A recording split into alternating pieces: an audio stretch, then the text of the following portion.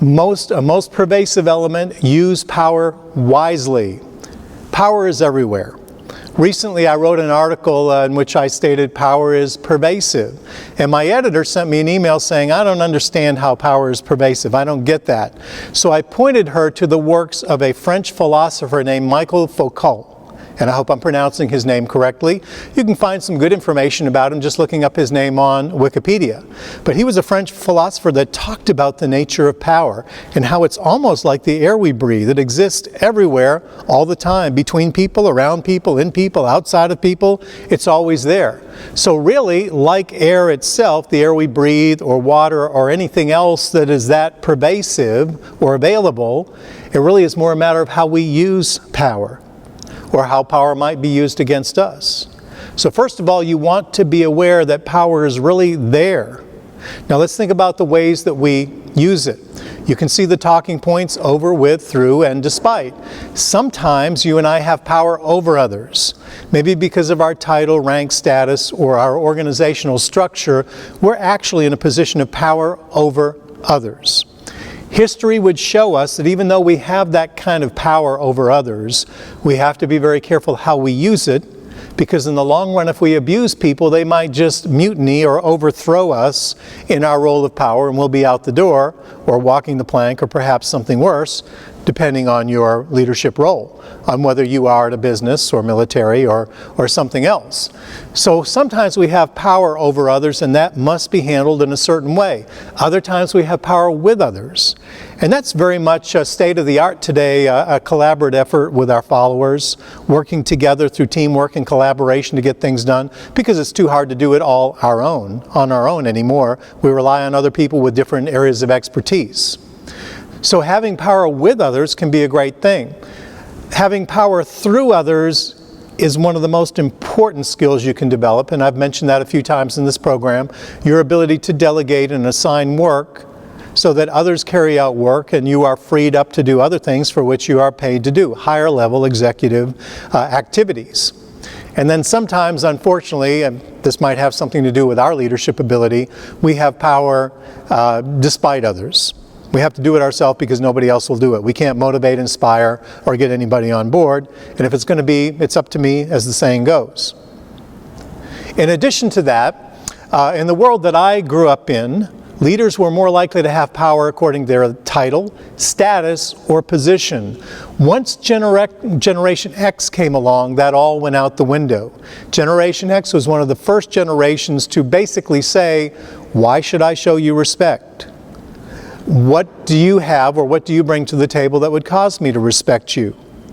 So that was very hard for a lot of leaders during that period of time when Gen X came on the scene. They weren't getting the same sort of respect because of their title, status, or position that previous generations had with younger workers. And that has continued to be the case somewhat through Gen X and Gen Y, although it does appear that Gen Y workers, your younger group, about 35, age 35 and under, also has a lot of their grandparents' characteristics, so you might see some shift among that population. But generally with Gen X, it was, let me know why I should respect you before I give you respect. It had to be earned, or it has to at least be validated.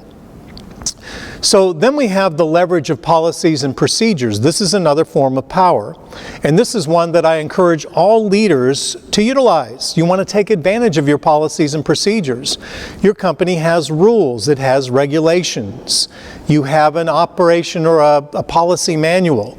And those things are there for good reason, to keep everybody playing the game according to the rules. If you don't uphold those, you're likely to have chaos or mayhem, or you're going to have people who feel that they're treated unfairly, or that not everybody is treated fairly. So you have to be really careful. Policies and procedures give you a type of leverage. When people are misbehaving, or they're falling short, or they're breaking the rules, you can call them front and center, show them the policies and procedures, and let them know their behavior needs to change. They need to conform to the rules, or they're going to be penalized, or worse, they're going to be let go. Now that may be tough for some of you watching this program, and at the same time, it does go with the territory of being a leader. It is one of the most effective tools you can use, and again, if you don't use it, you're likely to have mayhem on your hands. So there's the leverage of policies and procedures. In addition to that, there's the influence of relationship. Now, some of you have probably heard or read about some of the polls that the Gallup organization has done over the last couple of decades. And generally speaking, those studies show that your employees or your followers are more likely to show up for work, put in a good day's work, and enjoy being a part of your organization if they have a good relationship with their direct supervisor. So relationship is critical to that supervisor or that manager-employee relationship, or that the way that you function together as a team. Influence is a two-way street, certainly, and at the same time it's important for you to cultivate those relationships and accept that it is going to be a two-way street of communication or activity. Other things that tie into the idea of power is the power that comes from integrity or credibility. When you have credit with others, to some degree, you have power with others. Power at your disposal that you can call in if you need to make a withdrawal. Sometimes people gain power by being well known. There's a certain level of power that goes with that. Maybe you're a celebrity like Arnold Schwarzenegger, who ended up in a leadership position as governor of California. Or maybe at the time of this recording you're a business icon like Donald Trump, who's a very well-known person, and that gives him a certain amount of power as he makes a presidential bid. Sometimes it's because you're popular. You're well known. Again, going back to the Hollywood star image, that could tie into that. Or maybe for one reason or another, you're just a highly recognizable individual. You're revered in your industry. You're recognized because of your know-how, your expertise, your writing, whatever the case may be, and that gives you power.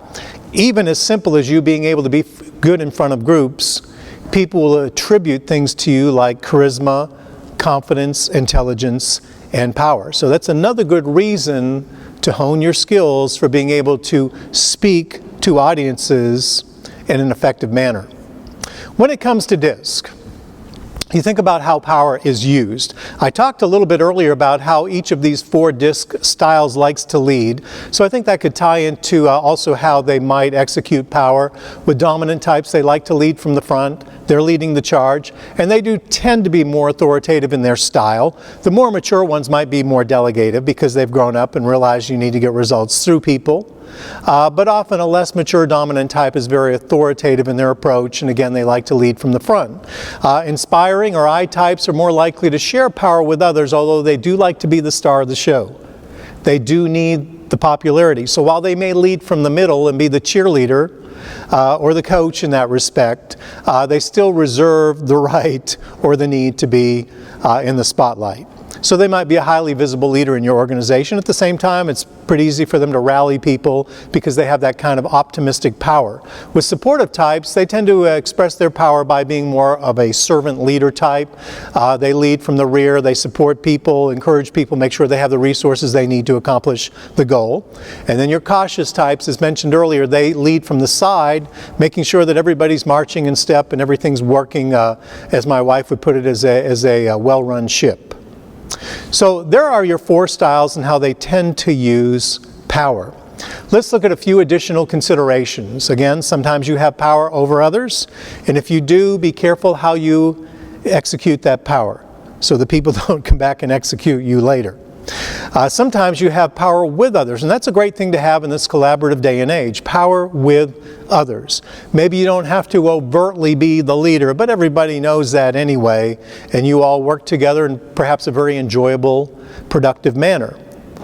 You can amplify power through others. So again, as a leader, your ability to delegate, assign work, and get results through others really leverages everything you do as a leader and helps you usually accomplish a lot more.